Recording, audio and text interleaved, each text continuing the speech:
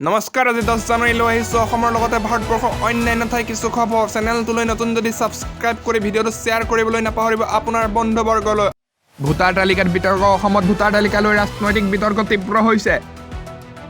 কংগ্ৰেছ আৰু অন্য বিৰোধী দলে অভিযোগ কৰিছে যে অন্য ৰাজ্যৰ কিছু লোকৰ নাম অসমৰ ভোটাৰ হিচাপে অন্তৰ্ভুক্ত হৈছে এই অভিযোগ লৈ নিৰ্বাচন আয়োগৰ ভূমিকা সন্দৰ্ভত প্ৰশ্ন উঠিছে চৰকাৰৰ পক্ষ যদিও এই অভিযোগ অস্বীকাৰ কৰিছে তথাপি বিষয়টো আগন্তুক নিৰ্বাচনৰ আগতে ৰাজনীতিত উত্তাপ সৃষ্টি কৰিছে এই মুহূৰ্তত আহি পৰিছে আন এটা ব্ৰেকিং নিউজ মুখ্যমন্ত্ৰীৰ ৰাজনৈতিক মন্তব্য অসমত মুখ্যমন্ত্ৰী ডক্টৰ হিমন্ত বিশ্ব শৰ্মাই বিৰোধী দলসমূহৰ ওপৰত কঠোৰ মন্তব্য আগবঢ়াইছে আগন্তুক বিধানসভা নিৰ্বাচনত বিজেপিয়ে পুনৰ শক্তিশালী জয়লাভ কৰিব বুলি তেওঁ দাবী কৰে মুখ্যমন্ত্ৰীৰ এই মন্তব্যৰ পিছতে ৰাজ্যৰ ৰাজনৈতিক পৰিৱেশ অধিক উত্তপ্ত হৈ উঠিছে বৰ্তমান মুখ্যমন্ত্ৰীৰ এই মন্তব্যৰ পিছতে ৰাজ্যৰ ৰাজনৈতিক পৰিৱেশ অধিক উত্তপ্ত হৈ পৰিছে গৰম হৈ পৰিছে এই সময়ত আহি পৰিছে আন এটা ব্ৰেকিং অসমত ভূমিকম্প অসমত আজি ৰিক্টাৰ স্কেলত 3.9 প্ৰাবল্যৰ এটা ভূমিকম্প অনুভৱ কৰা হৈছে গুৱাহাটীৰ বহু জিলাত এই কম্পন অনুভূত হয় সৌভাগ্যক্ৰমে কোনো ধৰণৰ ক্ষয় ক্ষতি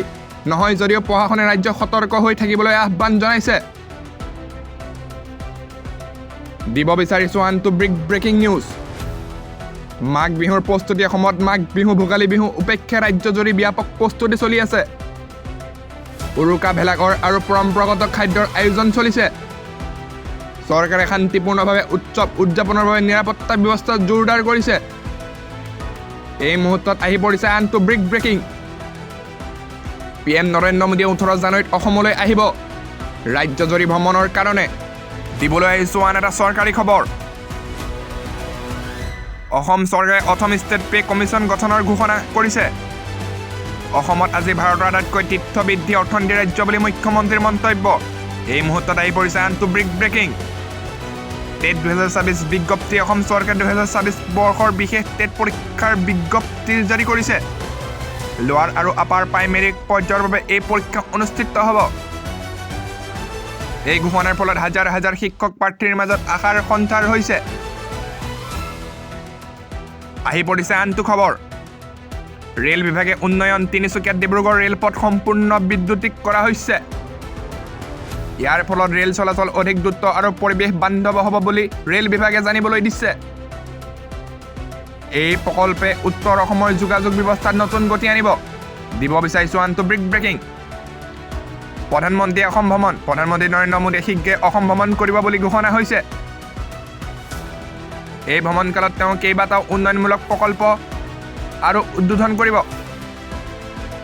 এই ভ্ৰমণক লৈ ৰাজ্যজুৰি প্ৰশাসনিক তৎপৰতা বৃদ্ধি পাইছে এই মুহূৰ্তত আহি পৰিছে আনটো ব্ৰেকিং মানসিক স্বাস্থ্যৰ ওপৰত গুৰুত্ব অসম ৰাইফলছ আৰু অন্যান্য সংস্থাই মানসিক স্বাস্থ্য সচেতনতা অভিযান চলাইছে সেনাকৰ্মী আৰু সাধাৰণ লোকৰ মানসিক সুস্বাস্থ্যৰ ওপৰত গুৰুত্ব আৰোপ কৰা হৈছে এই পদক্ষেপক সমাজৰ বিভিন্ন স্তৰৰ পৰা আদৰণি জনাইছে দিব বিচাৰিছো আনটো শোকাবহ ঘটনা ৰাজ্যিক সন্মানেৰে শেষ বিদায় প্ৰাক্তন সাংসদ গোবিন্দ পুবাকাই ৰাজ্যৰ সন্মানৰ সৈতে শেষ বিদায় গুৱাহাটীত অনুষ্ঠিত শেষ শ্ৰদ্ধাঞ্জলি বহু গণ্যমান্য ব্যক্তি উপস্থিত থাকে ৰাজ্যৰ ৰাজনীতি আৰু সমাজ জীৱনত তেওঁ বহু অৱদান স্মৰণ কৰা হৈছে অসমৰ অৰ্থনৈতিক অগ্ৰগতিত অসম ভাৰতৰ দ্ৰুতগতিত আগবঢ়া ৰাজ্যসমূহৰ ভিতৰত অন্যতম বুলি দাবী কৰে উদ্যোগ পৰিগঠন আৰু বিনিয়োগ বৃদ্ধিৰ ফলত ৰাজ্যৰ অৰ্থনীতি শক্তিশালী হৈছে বুলি জানিবলৈ দিছে যদি আপুনি এতিয়ালৈকে চেনেলটো ছাবস্ক্ৰাইব কৰা নাই চেনেলটো ছাবস্ক্ৰাইব কৰি ভিডিঅ'টো এটা লাইক শ্বেয়াৰ আৰু কমেণ্ট কৰি দিয়ক যাতে নিতৌ সকলোতকৈ আগত ভিডিঅ'সমূহ পাই থাকে ভিডিঅ'টো শেষলৈকে চোৱাৰ বাবে ধন্যবাদ